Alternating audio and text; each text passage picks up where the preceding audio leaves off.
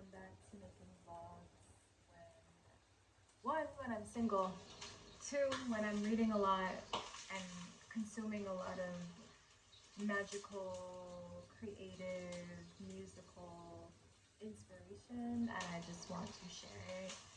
And also my birthday was 2 days ago, so I'm officially 28. I'm in my Saturn return, and I don't know, I'm just feeling really expressive. On the stove today, I'm making a salmon patty, fried plantains, and I have some rice with veggies. Some of them are from the garden. And today I'm actually packaging my first wholesale order.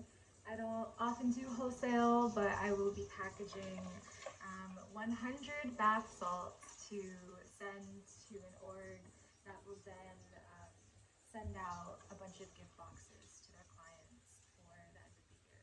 So that is my list. That's what's on my list today. And yeah, I'm feeling a little bit chatty, feeling a little bit talkative. Lately, what's been going on? I mean, in the last like year and a half since I made a video, a lot has happened, and also it kind of feels like nothing worth reporting. My relationship to YouTube is like, there's a handful of people that I follow who I'm subscribed to, and like I love hearing about their life updates. But besides that, like I really don't keep up with a lot of people on YouTube, and so I'm not thinking of chronicling my life in that way, because like I'm not a YouTuber. But the biggest things that have been going on for me in the last like 15 months, I've been published a bunch of times, and that's feeling so affirming. So I've had a handful of poems that have been published by different lit mags, different independent mags. The most recent one was I've got 2 poems published with Ebony Tomatoes Collective, so I will link that below. They're a really cool collective based out of New York, and it looks like the team is very young, very sharp, very eclectic, black, femme, and gender expansive people. And yeah, it's a really cool opportunity to like have my pieces, specifically my pieces around grief, to give the first publication rights to a black queer org. So yeah, shout out to Ebony Tomatoes Collective. Pieces that I got published were Grief Cypher and Heavy Things in Abortion Doula Today. 2024 was really difficult. I was let go from a job that I didn't even really like. I made a really hard decision and went through an herbal pregnancy release. Yeah, I've just really had to like sit with myself, where I'm going, what I want for my life, and be really protective of my spirit, my energy, my gifts, and my time. And that has been really uncomfortable. I feel a lot of different parts of myself kind of going more dormant, like the people pleasing, the part of myself that's like willing to self-sacrifice and like be a martyr. Um, it's really difficult. I see and I'm surrounded by so many incredible black femme and gender expansive people who continue to show me that our survival is not up for debate. Our survival and our spiritual well-being, it is urgent, it is critical, it is absolutely a priority to be well-nourished in relationships as well as physically, to be with people and be in community with people who honor my softness, and to really just allow myself to be seen, to be vulnerable, to be authentic, and to have kinship that has very like practical benefits, right? Like we share meals, we help each other with laundry, we drive each other places, like we are supporting each other's basic needs, and we're also supporting each other in the spiritual hygiene, the energetic hygiene, the tough choices, the relational choices, the career choices, all these things. So those are just some of the things on my mind. I feel very, very chatty, but I need to go flip this patty. So let's finish making food and check back in after.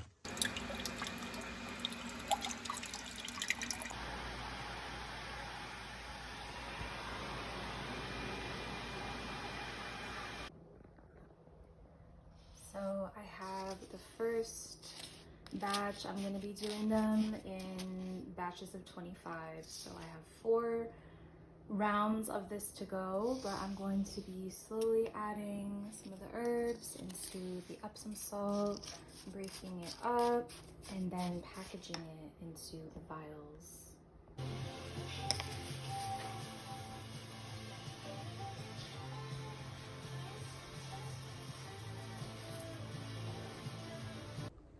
So I ended up locking in really hard, and it's like 5 hours later. I bottled a bunch of the oxymals that I have for my apothecary, so I was straining. I sterilized all the jars, I did the labels, and they are all bottled and ready to go into storage. And I also finished all 100 of the bath salts. So now all that's left is putting the labels on them and then figuring out some shipping options. But it's hot as fuck in this house, so let's take a look at what's happening in the apothecary and in the garden.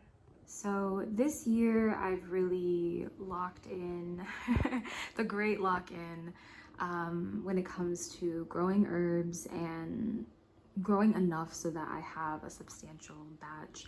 So up here is my tulsi, and I've been working with tulsi a lot this year just in terms of my anxiety and just coming back into a space of adaptability. So I was really excited to share my stories with Tulsi, but the recording was just so choppy. So an abridged version of what I was trying to say is that the Tulsi that I grow in my garden is so much more aromatic and rich and flavorful than I've ever had from a tea bag in the store. And part of why I love deepening my herbalism and my poetry is because it helps me expand on the universe. And so growing plants is just another way that I expand the universe. And I'm referencing here my Ouroboros elixir, which you can get in my apothecary, and it's made from entirely homegrown mints, tulsi, and local honey. So that's what this clip series is about. I will work on my audio, but like I said, I am not a YouTuber. So this garden bed is the newest addition to the front yard, and at the beginning of the spring it was like way fuller, but I've been slowly removing plants just to give it a rest. This is the tulsi plant that has been heavily harvested from. I also have a couple smaller tulsi plants here that I'm just letting let get a little bit bigger before I harvest. And then right next to them is also the lemon balm. And so this lemon balm made its way into the Ouroboros elixir as well. And yeah, I really wish that smell could translate. I mean, I guess the way that you would smell it is by buying something from the apothecary and like working with the medicine yourself, but I really wish that I could just like give you that smell. But yeah, so this is the first bed. This year I also decided to put a mugwort in the ground because I had been growing them in pots for the last year and they're doing really happy. I can see that they've already started to like put out more like sprouts. And yeah, I harvest from this plant pretty regularly as well because it makes their way into the moon hug tincture, which is for menstrual support and like overall cramping. And then another plant that I was really excited to grow this year are the zinnia. So the zinnia, I just think are so special with their little like crown of stars. And this plant, this like grouping of plants has actually really slowed down. There was a lot of activity at the beginning of the spring and I've just kind of let them do their thing. And then we have some raspberry leaf, and the corn is, I would say maybe a few weeks away from being harvested. Yeah, I didn't give the corn very much compost this year just because of life things, but the corn and the sunflowers are pretty happy.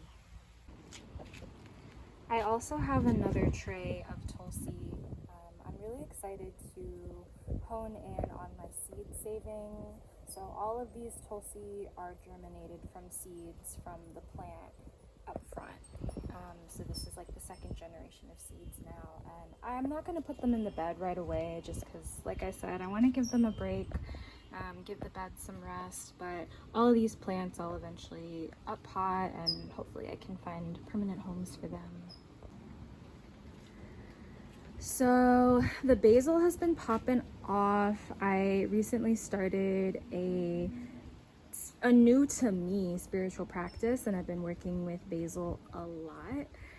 You can see it's like as big as someone's torso, and I do think that the scale of the plant as it grows in your garden is an indication of how much healing is needed, whether it's for you or for your community.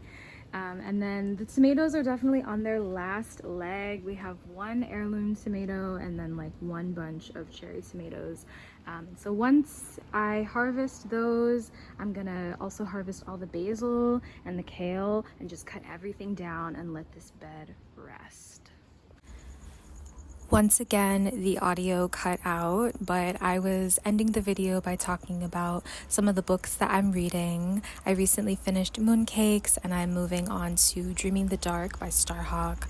And something that's feeling really exciting to me right now is poetry as spellcasting and using group rituals around magic and poetry to generate political alignment and really visualize collective liberation and speak it into existence.